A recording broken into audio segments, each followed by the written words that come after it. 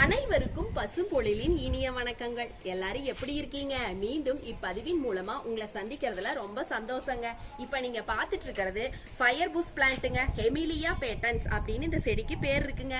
அமெரிக்காவை பூர்வீகமா கொண்டதுங்க இந்த செடி. சிவப்பு மற்றும் ஆரஞ்சு நிறத்துல குழல் வடிவுல பூக்கள் பாருங்க எவ்வளவு அழகா இருக்கு. இயற்கையோட அதிசயத்துல இந்த பூவும் ஒண்ணுங்க. இது ஒரு புதர் செடிங்க. இந்த செடி 5 to 15 அடி உயரம் வளரக்கூடியதுங்க. பட்டாம்பூச்சிகளுக்கும் தேன் சிட்டு பறவைகளுக்கும் இந்த செடியை ரொம்ப பிடிக்கும். ஏன்னா இதுல இருக்கிற தேனை சாப்பிட்றதுக்காக அவங்க வந்துட்டே இருப்பாங்க. வெப்பத்தையும் வறட்சியையும் தாங்கி வளரக்கூடியதுங்க இந்த செடி.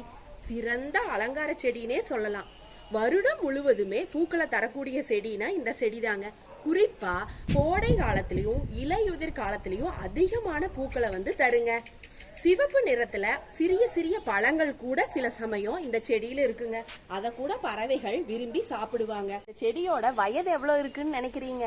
இதோட வயது 16 வருடங்க. பாருங்க இதோட தண்டு எவ்வளவு தடிமனா இருக்குன்னு பாருங்க.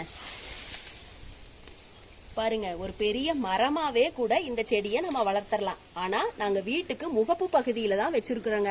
அதனாலதான் அப்பப்ப கவாத்து பண்ணிவிட்டு அளவான செடியா வளர்த்துட்டு இருக்கிறோங்க. இந்த செடியை க்ரோ பேக்ல எல்லாம் வளர்த்தோம்னா அளவா சின்ன செடியா தாங்க வளரும். மண்ணுல வச்சோம்னா ஒரு நிழல் தரக்கூடிய அழகான பூமரமா நம்மளுக்கு கிடைக்குங்க. செடியை நீங்க பாத்திருக்கீங்களா? உங்க வீடுகள்ல வளர்த்துட்டு இருக்கீங்களா? உங்களுடைய கருத்துக்களை கருத்து பெட்டியில பதிவிடுங்க.